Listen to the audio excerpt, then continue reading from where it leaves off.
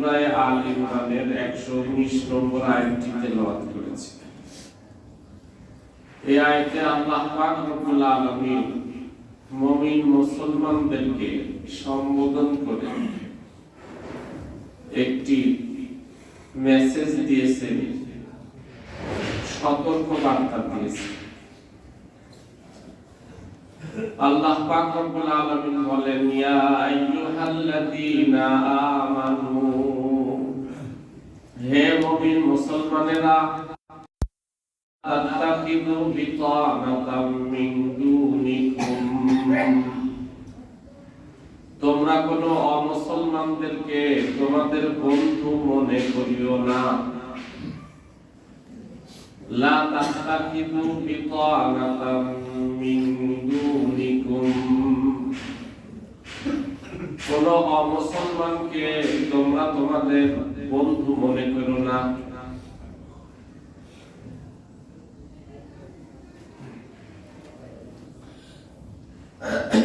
অমুসলমান বলতে পৃথিবীর যত ধর্মের মানুষ আছে, সব ধর্মের মানুষের ব্যাপারে আল্লাহ পাক রব্বুল আলামিন এই কথা বললেন। বিতানাতাম শব্দের অর্থ হলো মানুষ জামার নিচে যে গেঞ্জি গায়ে দেয়, এই গেঞ্জিকে আরবিতে বিতানাতাম বলে। এখানে বোঝানো হয়েছে অন্তরঙ্গ বন্ধু বানাইও না।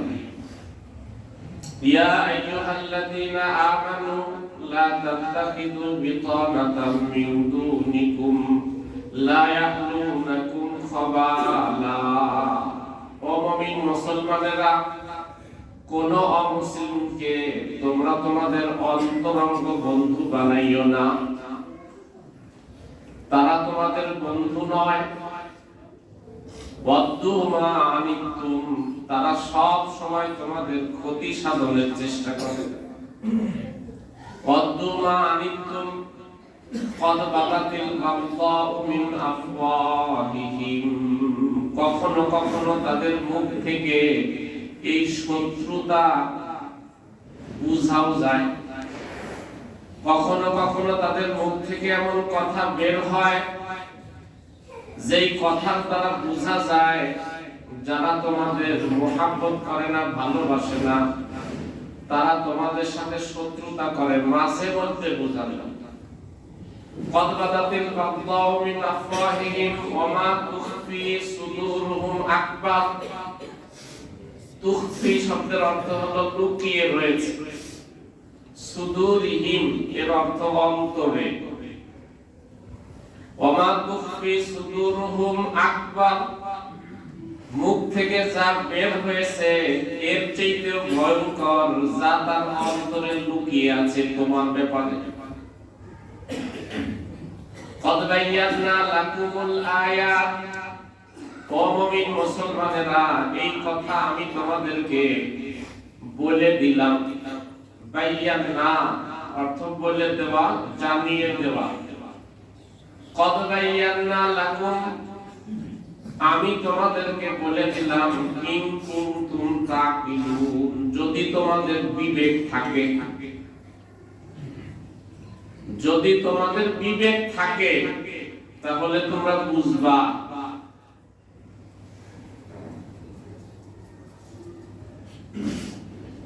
কেউ কেউ মনে মনে ভাবতে পারেন, কি বলেন, অমুসলমানদের সাথে আমাদের বন্ধুত্ব করা যাবে না, অমুসলমানরা আমাদের বন্ধু হতে পারে না, এটা কেমন কথা? এটা তো আমার কথা না, এটা তো আমার কথা না। পবিত্র কোরআনের সূরা আল ইমরানের 119 নম্বর আয়াত আপনি খুলে দেখেন, তাফসীর দেখেন। ইয়া আইয়ুহাল্লাযীনা আমানু লা তাত্তাখিযু বিতানাতাম মিন দুনিকুম লা ইয়াহলুনাকুম খাবালা, লা ইয়াহলুনাকুম চেষ্টার কোনো ত্রুটি করে না তারা, খাবালা তোমাদের ক্ষতি সাধন করতে। হুজুর কি বলেন? আমাদের পার্শ্ববর্তী রাষ্ট্র ভারত, এই ভারত থেকে যদি আমাদের পেঁয়াজ না আসে, আলু না আসে, চিনি না আসে, তাহলে আমাদের কি অবস্থা হবে? আমরা তো না খেয়ে মারা যাব। নাউযুবিল্লাহ।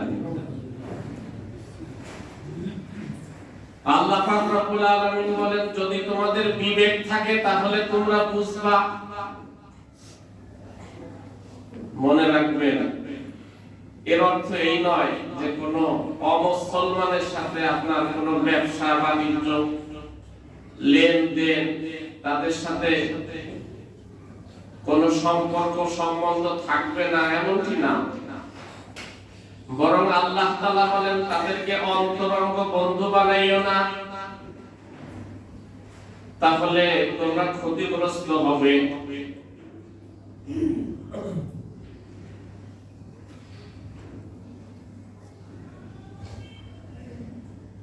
অমুসলিমরা আমাদের অনেক উপকার করে, আশপাশের রাষ্ট্র আমাদের অনেক উপকার করে, ইহুদি খ্রিস্টান বিভিন্ন অন্যান্য রাষ্ট্র আমাদেরকে অনেক উপকার করে। এই উপকারের দৃষ্টান্ত হলো এরকম, একজন চাষী একটা গরু পালত। তার স্বপ্ন এবং আশা আকাঙ্ক্ষা ছিল এই গরুটা বিক্রি করে, ঈদের সময় বিক্রি করে এই টাকা দিয়ে সে একটা বাড়ি করবে, তার সন্তানদেরকে সে নতুন কাপড় কিনে দেবে। অনেক আশা আকাঙ্ক্ষা নিয়ে একটা গরু পালছে, বিশাল বড় গরু। কিন্তু কুরবানির আগে আগে এই গরুটা চুরি হয়ে গেল। এখন তার সমস্ত আশা আকাঙ্ক্ষা স্বপ্ন সব শেষ, ধূলিসাৎ। এমনকি তার সন্তানদেরকে নতুন কাপড় কিনে দিবে এরকম টাকা পয়সাও নাই। এমন সময় প্রতিবেশী থেকে একজন এসে খুব দুঃখ প্রকাশ করলো, সমবেদনা প্রকাশ করলো।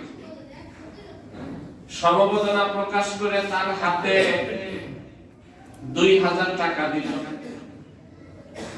দিয়ে বলল, শুনেছি তোমার গরু চুরি হয়ে গেছে, অনেক আশা আকাঙ্ক্ষা ছিল, স্বপ্ন ছিল, কিছুই করতে পারো নাই, কমপক্ষে 2000 টাকা দিয়ে তোমার সন্তানদের একটু নতুন কাপড় কেনার ব্যবস্থা করে দাও। এই লোকটা মহা খুশি, ওরে জড়িয়ে ধরে অনেক কান্নাকাটি করলো আর বললো যে আমার এমন আপন কেউ নাই, আজকে আমাকে একটু সাহায্য করবে, সহযোগিতা করবে, এই বিপদের সময় আমার পাশে দাঁড়াবে, এরকম কেউ নাই। তুমি এই সময় আমাকে 2000 টাকা দিয়ে সাহায্য করলে, অনেক খুশি। আসলে এই লোকটাই গরু চুরি করছে, বিক্রি করছে, গরুর বেচা, চামড়া বেচা টাকাটা এনে দিয়ে গেল। চামড়া বেচা টাকাটা এনে দিয়ে গেছে, যে চামড়া বেচা টাকা তো গরিব ছাড়া কেউ খাইতে পারে না, এই চামড়া বেচা টাকা আমি খাবো না, এটা কমপক্ষে এনে দিয়ে।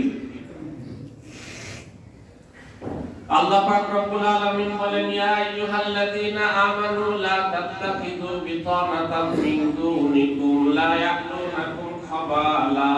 ও মুমিন মুসলমানেরা, কোন অমুসলমানকে অন্তরঙ্গ বন্ধু মনে করো না, তারা তোমাদের বন্ধু নয়, বরং লা ইয়াকুনুকুম খাবালা, তারা সব সময় তোমাদের ক্ষতি সাধনের চেষ্টা করে, তোমাদের ক্ষতি সাধনের চেষ্টায় তারা কখনো ত্রুটি করে না।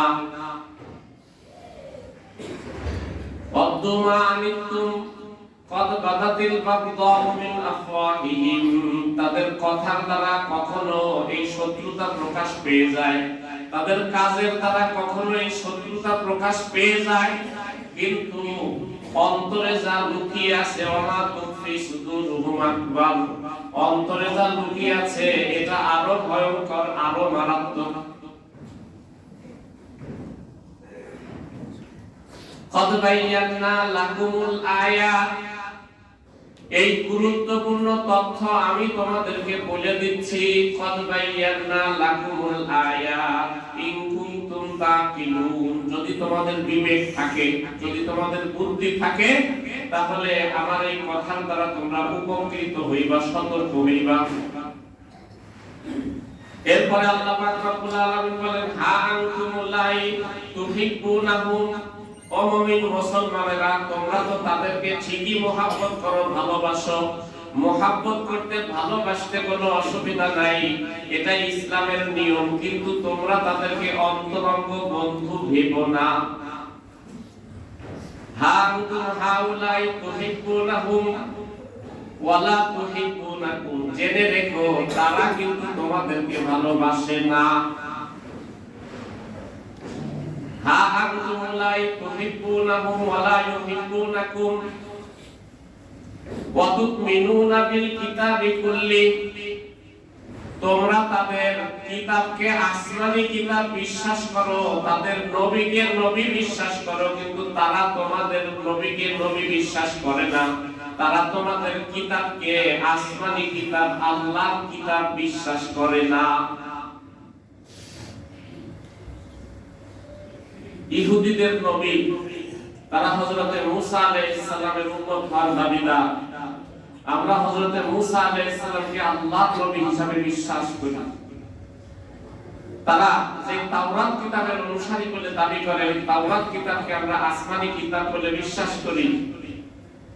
খ্রিস্টানেরা হযরত ঈসা আলাইহিস সালামের উম্মত বলে পরিচয় দেয় এবং তার উপরে অবতীর্ণ ইনজিল কিতাব, যেটা বর্তমানে বাইবেল নামে তাদের মাঝে বিদ্যমান রয়েছে, এটা আমরা আসমানি কিতাব বলে বিশ্বাস করি। তাদের নবীকেও নবী বিশ্বাস করি, তাদের কিতাবকেও কিতাব বিশ্বাস করি।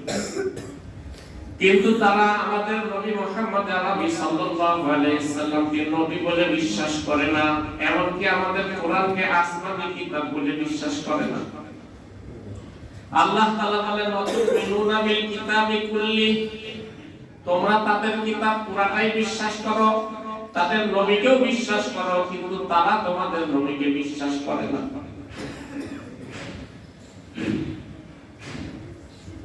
এই আয়াতে আল্লাহ পাক রব্বুল আলামিন সমস্ত মুসলিমদের কথা বলেছেন। এর পরের আয়াতে আল্লাহ তাআলা বললেন, যত অমুসলমান আছে এদের মধ্যে ও মুমিন মুসলমানেরা, লা তাজিদান্না আশাদ্দান নাসি আদাওয়াতাল লিল্লাযিনা আমানুল ইয়াহুদা ওয়াল্লাযিনা আশরাকু, ও মুমিন মুসলমান, তোমাদেরকে আরো একটা কথা বলে দেই, লা তাজিদান্না আশাদ্দান নাসি আদাওয়াতাল লিল্লাযিনা আমানুল ইয়াহুদা ওয়াল্লাযিনা আশরাকু, দুনিয়াতে যত মুসলিম আছে এর মধ্যে ইহুদি এবং মুশরিকরা মুসলমান তোমাদের সাথে বেশি শত্রুতা করে। লা তাজিদান্না, অবশ্যই অবশ্যই তোমরা দেখবে, আশাদ্দান নাসি, সবচেয়ে কঠিন শত্রুতা, লিল্লাযিনা আমানুল ইয়াহুদা, মুমিন মুসলমানদের সাথে করবে ইহুদিরা, ওয়াল্লাযিনা আশরাকু, আর যারা মুশরিক মূর্তি পূজারী। তাহলে পৃথিবীতে মুসলমানদের সঙ্গে সবচেয়ে বেশি শত্রুতা করবে এক নম্বরে হলো ইহুদিরা, দুই নম্বরে এর সাথে ওয়াও দিয়ে আল্লাহ বলেছেন, আতফ করে, মানে একই সাথে বলছেন এই দুই জাতিকে। এরপরে হলো মূর্তি পূজারীরা, ওয়ালা তাজিদান্না আকরাবাহুম মাওয়াদ্দাতাল লিল্লাযিনা, এরপরে তৃতীয় পর্যায়ের শত্রু তোমাদের খ্রিস্টানরা।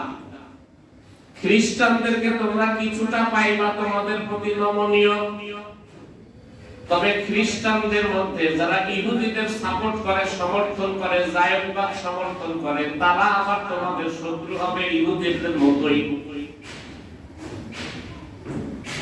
1500 বছর আগে আল্লাহ পাক রব্বুল আলামিন এই কথাগুলো মুমিন মুসলমানদেরকে জানায় দিয়েছেন, বলে দিয়েছেন। তবে মনে রাখবেন, আল্লাহ পাক রব্বুল আলামিন শুধু এতটুকু বলেছেন তারা তোমাদের বন্ধু নয়, কিন্তু তাদের সাথে শত্রুতা করতে আল্লাহ বলেন না। আল্লাহ তাআলা এটা বলেন না যে তোমরাও তাদের সাথে শত্রুতা করো, বরং কোরআন এবং হাদিসের অনেক জায়গাতে আল্লাহ তাআলা বলেছেন তোমরা সতর্ক থাকো, কিন্তু তাদের সাথে সহমর্মিতা প্রদর্শন করো। শুধু সহমর্মিতা নয়, নবী করিম সাল্লাল্লাহু আলাইহি সাল্লাম বলেন, মুসলিম দেশে কোনো অমুসলিম যদি বসবাস করে তাহলে ওই অমুসলিমের নিরাপত্তা এই পরিমাণ হবে যেই পরিমাণ একজন মুসলমানের নিরাপত্তা। মুসলমানের যেই পরিমাণ নিরাপত্তা অমুসলিমের সেই পরিমাণ নিরাপত্তা। মুসলমান যেই সুযোগ সুবিধা পাবে অমুসলিমও সেই সুযোগ সুবিধা পাবে। বরং রাসূল করিম সাল্লাল্লাহু আলাইহি সাল্লাম বলেন, মুসলিম দেশে কোন অমুসলিম সংখ্যালঘু যদি জুলুমের শিকার হয়, এর বিচার যদি দুনিয়াতে না হয়, কিয়ামতের মাঠে আমি আল্লাহর দরবারে বিচার দেব। আনা হাজিজুল ইয়াউমাল কিয়ামতি, কিয়ামতের দিন আমি তার পক্ষে আল্লাহর আদালতে বিচার দিব। কাজেই মুসলিম দেশে কোন অমুসলিম যদি বসবাস করে তাহলে সে সম্পূর্ণ ফ্যাসিলিটি পাবে, সকল সুযোগ সুবিধা পাবে, ধর্মীয় স্বাধীনতা থেকে শুরু করে সব কিছু পাবে। ইসলাম ধর্মে আল্লাহ পাক রব্বুল আলামিন এমন সিস্টেম রেখেছেন হয়রান হয়ে যেতে। একদিকে আল্লাহ তাআলা মুমিন মুসলমানকে সতর্ক করে দিলেন যাতে তারা এদেরকে কোনো ক্ষতি সাধন করতে না পারে, পাশাপাশি আবার তাদের দায়িত্ব, তাদের যত সুযোগ সুবিধা আছে সব কিছুর কথাই আল্লাহ পাক রব্বুল আলামিন বলে দিলেন। ইসলামের ইতিহাসে এরকম বহু ঘটনা মুসলমানেরা তো সেই 332 থেকে নিয়ে একেবারে 1924 সাল পর্যন্ত পৃথিবীর বৃহৎ অঞ্চলে ইসলামী খেলাফত ব্যবস্থা প্রতিষ্ঠিত ছিল। 632 থেকে শুরু করে খলিফাতুল মুসলিমিন হযরত ওমর ফারুক রাদিয়াল্লাহু তাআলা আনহুর জামানা থেকে শুরু করে একেবারে 1924 সালের সর্বশেষ উসমানী খেলাফত বিলুপ্তির পর আর পৃথিবীতে খেলাফত ব্যবস্থা প্রতিষ্ঠিত হয় নাই। এই প্রায় 1350 বছর পর্যন্ত পৃথিবীতে মুসলমানরা দুর্দান্ত প্রতাপে রাজত্ব করেছে। ইউরোপ থেকে শুরু করে এশিয়া, আফ্রিকা, 3 মহাদেশে মুসলমানেরা রাজত্ব করেছে। এত দীর্ঘ সময় পৃথিবীর নেতৃত্বে মুসলমান ছাড়া আর কোন জাতি ছিল না। প্রাচীন যত সাম্রাজ্য আছে এই সাম্রাজ্যের ইতিহাস খুলে দেখেন, এত দীর্ঘ টাইম, লং টাইম কেউ কখনো পৃথিবীর নেতৃত্বে ছিল না। এই দীর্ঘ সময় পর্যন্ত পৃথিবীবাসী কি ফ্যাসিলিটি ভোগ করেছে, মুসলিম অমুসলিম নির্বিশেষে তারা কি স্বাধীনতা ভোগ করেছে, ইতিহাস পড়ে দেখেন। বরং মুসলিম বিজেতারা বিভিন্ন রাষ্ট্র, বিভিন্ন অঞ্চলগুলো জয় করার পরে সেখানে মুসলিম অমুসলিম নির্বিশেষে সকল নাগরিকদের এমন সুযোগ সুবিধা সৃষ্টি করেছে, অল্প সময়ের মধ্যে ওই নাগরিকরা এই মুসলিম বিজেতার জন্য জান করার হয়েছে। নিজের জীবনের চেয়েও বেশি ভালোবেসেছে ওই মুসলিম বিজেতাকে। কেন? ইসলামে অমুসলিমদের সাথে যে আচরণের সৌন্দর্য রেখেছে তা দেখে তারা মুগ্ধ হয়ে, তারা আনন্দিত হয়ে, খুশি হয়ে সমর্থন করেছে। এভাবে শত শত বছর নয়, প্রায় 1500 বছর বলতে পারেন, 1350 বছর মাঝখানে আপনার 1220 সালের দিকে মঙ্গোলিয়ারা কিছু ইসলামিক খেলাফতের উপরে ধ্বংসযজ্ঞ চালিয়েছিল, কিন্তু মাত্র 30 বছরের ব্যবধানে আবার উসমানী খেলাফত প্রতিষ্ঠিত হয়ে আবার এই 3 মহাদেশ জুড়ে আবার মুসলমানদের খেলাফত প্রতিষ্ঠিত হয়েছে। পরবর্তীতে 1924 সালে এই খেলাফত ধ্বংসের পেছনে ষড়যন্ত্রের ইতিহাস 200 বছর।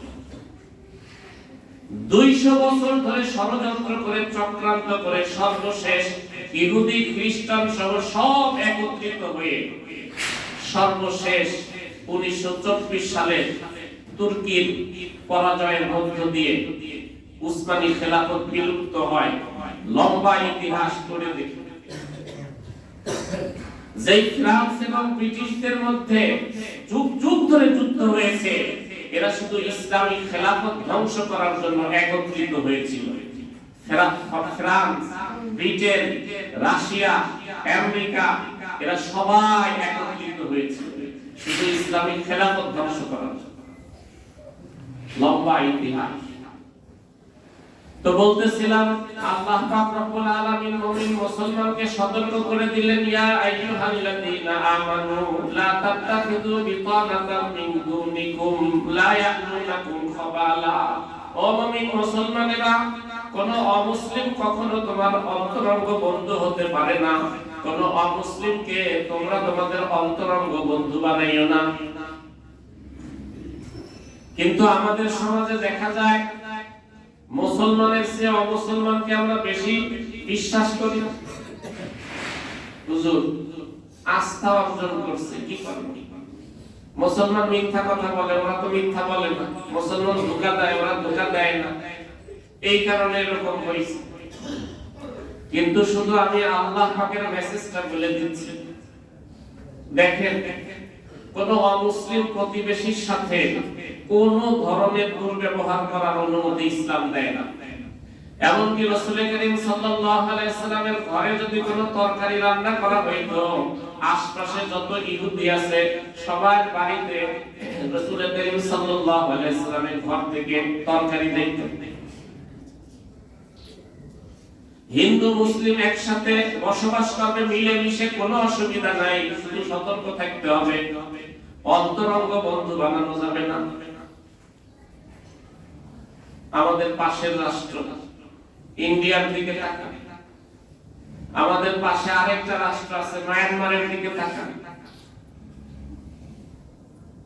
লক্ষ লক্ষ রোহিঙ্গা মুসলমানদেরকে কিভাবে নির্যাতন করে বের করে দিয়েছে। মানবতা তো দূরের কথা, হিংস্রতারও তো একটা শেষ থাকে। মানবতা বাদ দিলাম, উদারতা বাদ দিলাম, সহমর্মিতা বাদ দিলাম, হিংস্রতারও তো একটা সীমানা থাকে না। হিংস্র প্রাণী, বনের হিংস্র প্রাণী নিরীহ প্রাণীকে ধরে খায় খিদের কারণে। ক্ষুধার জ্বালা মিটানোর জন্য হিংস্র প্রাণী একটা দুর্বল প্রাণীকে, নিরীহ প্রাণীকে ধরে মারে খায় ক্ষুধার জ্বালা নিবারণ করার জন্য। কোন হিংস্র প্রাণীকে এমন দেখা যায় না যে অনার্থক ভাবে একটা নিরীহ প্রাণীকে মেরে ফেলে রাখলো, হত্যা করে টুকরা টুকরা করে ফেলে রাখলো। এরকম কোন হিংস্র প্রাণী করে না। ক্ষুধার জ্বালা নিবারণ করার জন্য সে একটা নিরীহ প্রাণীর উপরে আক্রমণ করে, আঘাত করে। কিন্তু আমাদের পাশের রাষ্ট্র মায়ানমারে আমরা কি দেখলাম? মাসুম বাচ্চা থেকে শুরু করে একেবারে থুরথুরে বুড়া, এরকম মানুষকে কোনো কারণ ছাড়াই হত্যা করে টুকরা টুকরা করে চতুর্দিকে ছড়াইয়ে দিয়ে, শুধু তাই নয়, জ্বলন্ত আগুনে জীবন্ত পুড়িয়ে কত মানুষকে হত্যা করেছে। বলেছিলাম মানবতা তো দূরের কথা, হিংস্রতারও একটা সীমানা থাকে। কোন হিংস্র প্রাণী এমনটি করতে পারে না। একজন মাসুম বাচ্চা, দুধের শিশু, এই দুধের শিশুকে মায়ের বুক থেকে টেনে নিয়ে দেওয়ালের সাথে আশ্রয়ে মারে, কোন অপরাধ নেই।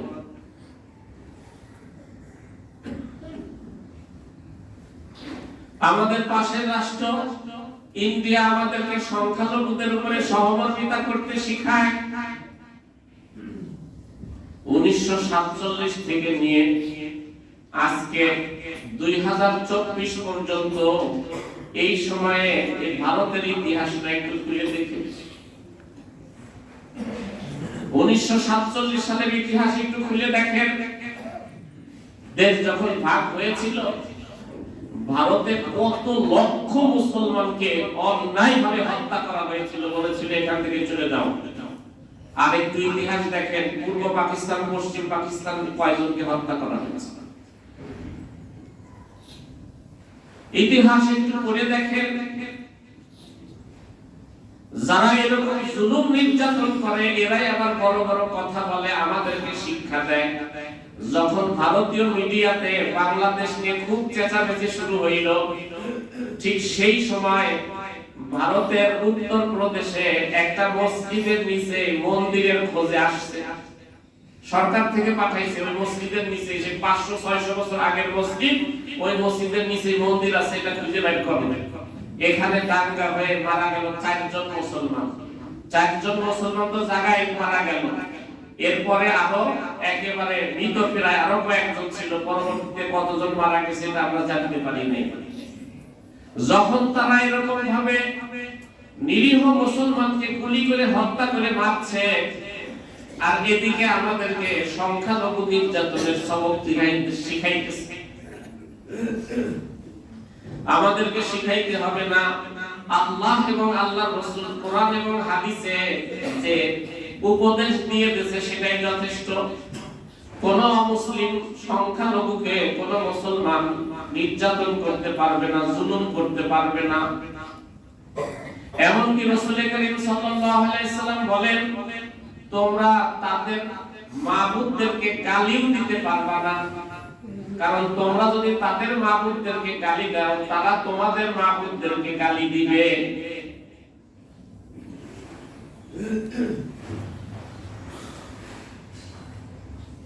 রাসূল করিম সাল্লাল্লাহু আলাইহি ওয়াসাল্লামের জামানাতে মদিনাতে যে সমস্ত সংখ্যালঘু ইহুদি ছিল, তাদের সঙ্গে রাসূল করিম সাল্লাল্লাহু আলাইহি ওয়াসাল্লামের আচরণের সৌন্দর্য দেখেন। পরবর্তীতে অর্ধ দুনিয়া মুসলমানরা শাসন করেছে। যদি এমনটাই করত, অমুসলিমদের উপরে নির্যাতন করত, তাহলে এই পৃথিবীতে কোনো অমুসলিম থাকতো না। ভারতবর্ষে 750 বছর মুসলমানেরা রাজত্ব করেছে। 750 বছর পরে ব্রিটিশরা যখন এখান থেকে ক্ষমতা গ্রহণ করে, তখনও এদেশের জনসংখ্যা 40 কোটি। এই 40 কোটির মধ্যে মাত্র 10 কোটি মুসলমান আর 30 কোটি হিন্দু। স্পেন মুসলমানরা 850 বছর শাসন করেছে। যদি খ্রিস্টানদেরকে এইভাবে হত্যাই করত, তাহলে সর্বশেষ ফার্দিনান্দ এবং রানী ইসাবেলা যখন স্পেন দখল করলো, তখন স্পেনে কোন খ্রিস্টান খুঁজে পাওয়া যেত না। 850 বছরে কোন খ্রিস্টান খুঁজে পাওয়া যেত না। অথচ তারা যখন এটা দখল করলো, বিভিন্ন ষড়যন্ত্র, কূটকৌশল, মিথ্যা ধোঁকা, প্রতারণার মাধ্যমে একেবারে একদিনেই গোটা স্পেন মুসলিম মুক্ত করে ফেলল। ভবিষ্যতে তারা কোনোদিন এদের বিরুদ্ধে যেন আর কোনোদিন দাঁড়াইতে না পারে। এই কারণে আপনারা জানেন, সারা স্পেনের যত মসজিদ আছে ঘোষণা করে দিল যে যারা মসজিদে আশ্রয় নেবে এরা নিরাপদ থাকবে, এদেরকে আমরা নাগরিকত্ব দিব, এরা এখানে সাধারণভাবে জীবন যাপন করবে। আর যারা স্পেনে থাকতে চায় না, চলে যেতে চায়, যেই দেশে যেতে চাইবে আমরা সেই দেশে পৌঁছায় দিব। বন্দরে জাহাজ আছে, তোমরা জাহাজে ওঠো। 11 লক্ষ মুসলমান জাহাজে উঠেছে। এই 11 লক্ষ মুসলমানদের থেকে কয়েক লক্ষ আমেরিকার দাসবাসার বাজারে বিক্রি করে দিয়েছিল। এরা জঙ্গল পরিষ্কার করতে করতে জঙ্গলেই মরে গেছে। বাকিদেরকে সাগরের মাঝখানে জাহাজ ডুবাইয়া হত্যা করেছে। গোটা স্পেনের মসজিদে লক্ষ লক্ষ মুসলমান আশ্রয় নিয়েছিল। আমরা শান্তি প্রিয়, আমরা স্বাভাবিকভাবে দেশে জীবন যাপন করবো নাগরিকত্ব নিয়ে। সবগুলি মসজিদের বাহিরে শুকনো লাকড়ি একত্রিত করে, বাহির থেকে তালা দিয়ে বন্ধ করে, জ্বলন্ত আগুনে জীবন্ত পুড়িয়ে এপ্রিলের 1 তারিখে লক্ষ লক্ষ মুসলমানকে হত্যা করল। এরা আবার মানবতার সবক দিতে আসে, এরা আমাদেরকে মানবতা শিখাইতে আসে, এরা আমাদেরকে মানুষের প্রতি অধিকার বুঝাইতে আসে, মানব অধিকার বুঝাইতে আসে। ইসলাম ধর্মের সব কিছু এত সুন্দরভাবে ব্যালেন্স করেছে, হয়রান করে দিতে।